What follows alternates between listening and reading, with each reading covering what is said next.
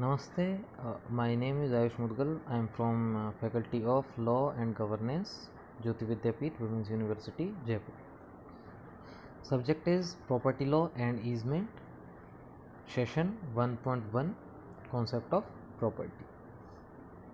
In earlier session, we have discussed what is the definition of immovable property under Transfer of Property Act, under General Clauses Act, and under Registration Act.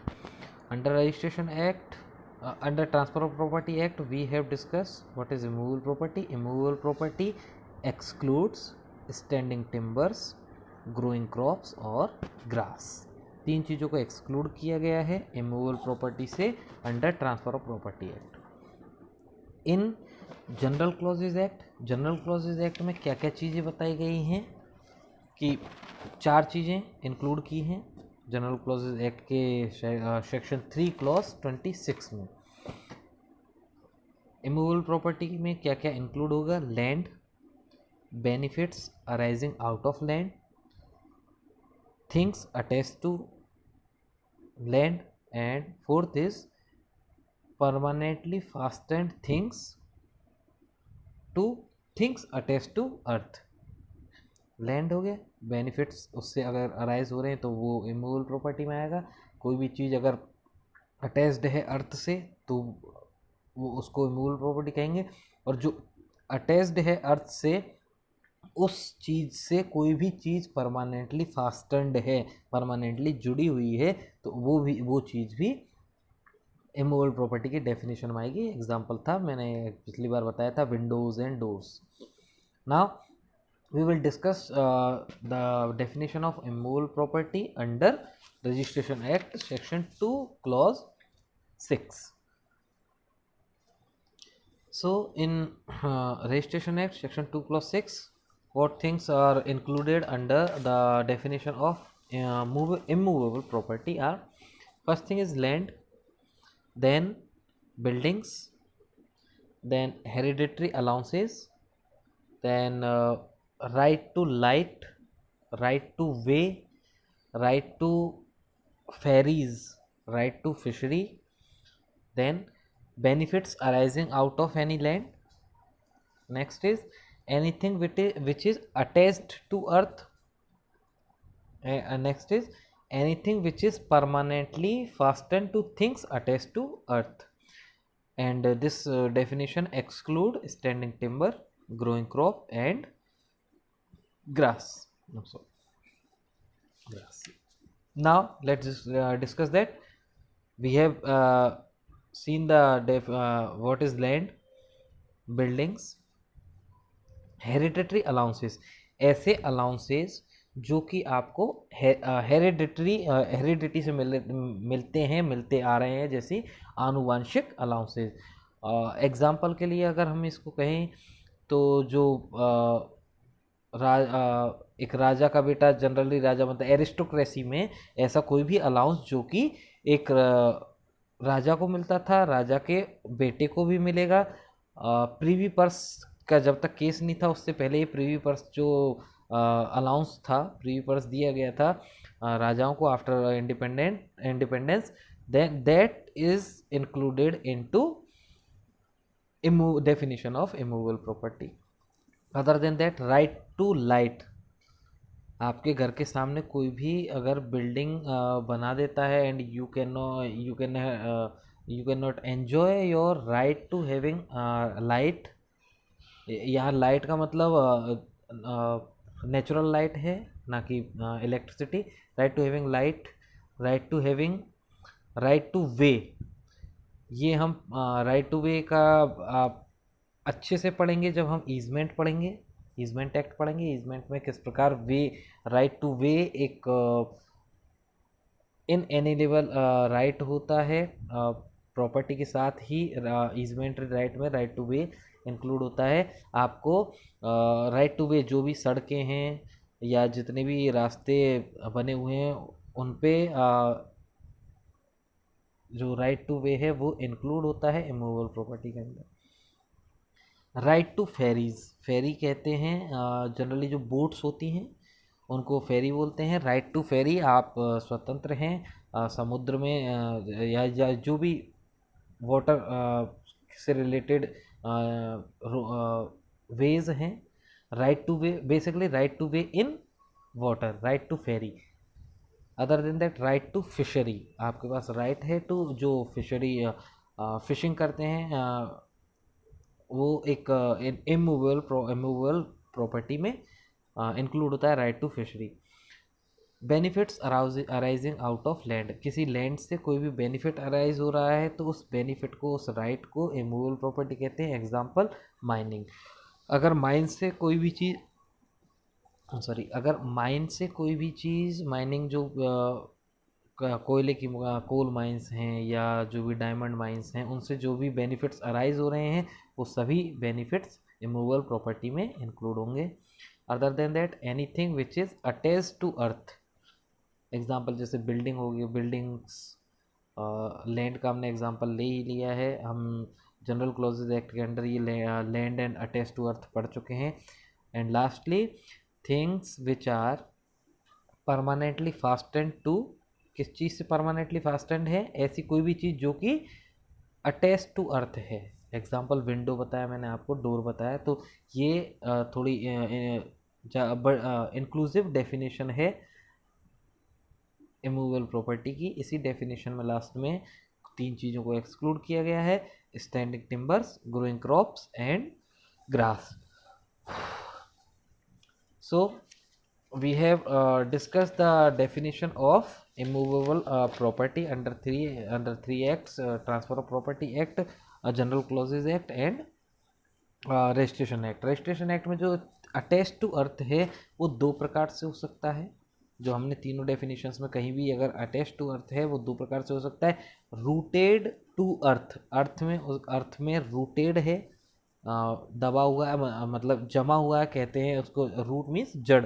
अगर rooted to earth है कोई भी चीज़ तो उसको immovable property कहेंगे। Example tree.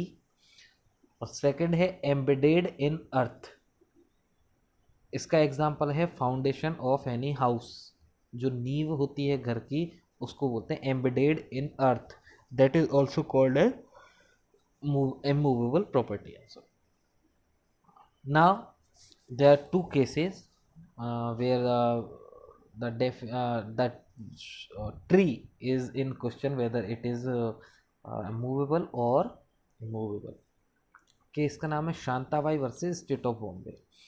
इस case में court ने कहा था whenever there is any tree which bears fruits, कोई भी ट्री है जो कि which bears fruits, then that shall be include in immovable property। एक पेड़ है जिस पे फल हैं तो वो फल भी immovable property में ही इंक्लूड किए जाएंगे। हमने जैसे डेफिनेशन पढ़ी थी कि immovable property का एक पॉइंट है जिसमें था कि permanently fastened to anything which is attach to earth. Attach to earth tree है, ट्री से फास्टेंड है परमानेंटली फ्रूट्स, तो फ्रूट्स भी इमूवेबल प्रॉपर्टी में ही इंक्लूड होंगे। Now in this case further court says but if object of tree is for furniture timber then it is movable property. अगर कोई पेड़ है जो कि जिसमें फल हैं तो वो इमूवेबल प्रॉपर्टी में इंक्लूड होगा, और अगर कोई पेड़ है जिसका मोटिव है, जिसका ऑब्जेक्ट है टू यूज़ एज फर्नीचर या टिम्बर के तरह से, जिस पेड़ को पेड़ का इस्तेमाल किया जाता है फर्नीचर बनाने में, तो वो पेड़, वो जो भी फर्नीचर है वो मूवेबल प्रॉपर्टी में इंक्लूड होगा। नेक्स्ट केस जो था फातिमा बीबी वर्सेस अफगाना बेगम। इस केस में कोर्ट ने कहा trees like mango, jackfruit और blackberry are not standing timbers because they bear fruits. Problem यहाँ आई, कोर्ट ने बोला कि जिसमें फल लगे हुए हैं वो इमूवेबल प्रॉपर्टी होगी, और जो पेड़ का इस्तेमाल फर्नीचर बनाने में किया जाता है वो मूवेबल प्रॉपर्टी में होगा। फलों को इमूवेबल प्रॉपर्टी में रख दिया और फर्नीचर को मूवेबल प्रॉपर्टी में, जब तक वो उससे जुड़े हुए हैं, फल उससे जुड़े हुए हैं।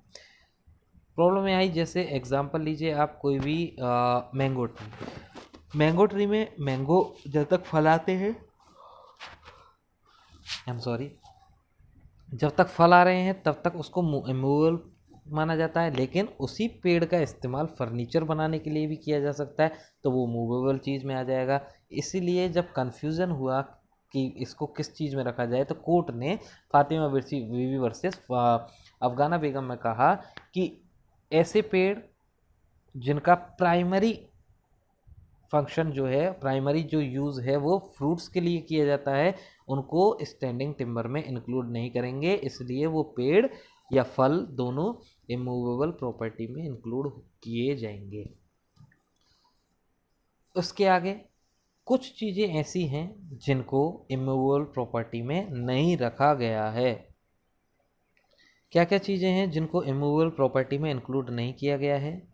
राइट टू वर्शिप, आपका पूजा करने का जो अधिकार है, right to worship. Second, royalty, royalty आप इंटेलेक्चुअल प्रॉपर्टी राइट्स में पढ़े होंगे आपने, रॉयल्टी, जो राइट टू हैविंग रॉयल्टी वो मूवेबल प्रॉपर्टी कहलाई जाती है। इसके अलावा राइट टू मेंटेनेंस, सेक्शन 125 जो है, वो जो राइट है वो मूवेबल में इंक्लूड होगा, ना कि इमूवेबल।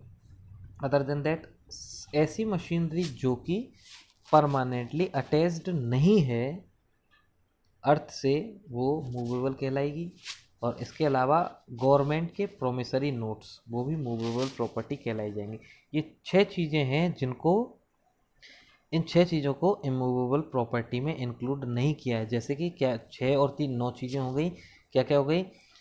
स्टैंडिंग टिम्बर्स को इंक्लूड नहीं किया गया है, ग्रोइंग क्रॉप, ग्रास, इसके अलावा right to worship, timber, right to worship, then royalty, then maintenance, then any machinery which is not permanently attached to earth, and last one is government promissory notes। तो ये एक दो 8 चीज़ें हैं जिनको exclude कर दिया गया है इमूवेबल प्रॉपर्टी से। अगर इमूवेबल प्रॉपर्टी से एक्सक्लूड कर दिया गया है तो इन सबको क्या माना जाएगा? Movable property. ना एक मैक्सिम है, आप लिख लें, मैं बोल देता हूँ, फिर मैं आपको स्पेल करके भी बता दूंगा जिससे कि आप लिख सकें। क्वी क्विड प्लांटेट्योर सोलो क्रेडिट, QUID क्विड प्लांटेट्योर PLANTATUR सोलो SOLO क्रेडिट CREDIT, क्विड प्लांटेट्योर सोलो क्रेडिटर। इसका मीनिंग ये है, anything which is plant on soil, it is of soil only. जो कि परमानेंटली, हमने बताया था कि परमानेंटली अटैच टू अर्थ जो कॉन्सेप्ट है, उसमें अगर कोई भी चीज़ सॉइल से अटैच्ड है, प्लांटेड है, सॉइल में, मिट्टी में प्लांट की गई है, एम्बेडेड है या रूटेड है, then it shall be counted as soil only. It is general rule that tree shall go along with the land। हम आगे पढ़ेंगे कि अगर किसी लैंड को ट्रांसफ़र किया जा रहा है, उससे related rights transfer, interest transfer किए जा रहे हैं, और उस लैंड में अगर कोई ट्री रूटेड है, एम्बेडेड है, देन उस लैंड के साथ ट्री भी ट्रांसफ़र होगा। जो चीज़ अगर सॉइल से रिलेटेड कुछ भी ट्रांसफ़र किया जा रहा है तो उस सॉइल पे जितनी भी चीज़ें हैं सभी ट्रांसफ़र की जाएंगी। एक कोई भी लैंड है, सॉइल है, उसको ट्रांसफ़र किया जा रहा है तो उस सॉइल से रिलेटेड जो भी चीज़ें, अगर उसमें ट्री है तो वो हो जाएगा परमानेंटली, जो चीज़ें अटैच्ड हैं वो हो जाएगा। उसके अलावा उस लैंड से रिलेटेड जितने भी राइट्स हैं या बेनिफिट्स हैं वो सारे ट्रांसफ़र, जब ट्रांसफ़र किया जा रहा है लैंड को, तो उसके साथ साथ ही सारे ट्रांसफ़र होंगे। ये मैक्सिम है, आप एक बार इसको अच्छे से याद कर लें, क्योंकि शायद ऑब्जेक्टिव्स क्वेश्चंस में इसको पूछ लिया जाता है कई बार कि क्वी क्विड प्लांटेट्योर कॉमा सोलो क्रेडिटर का मीनिंग क्या है। ऑब्जेक्टिव क्वेश्चंस में जुडिशरी में काफ़ी बार ये पूछा गया है। इसके अलावा सेक्शन 3 में 2 चीज़ें और हैं, attestation and notice, that we will discuss in our next lecture. Thank you.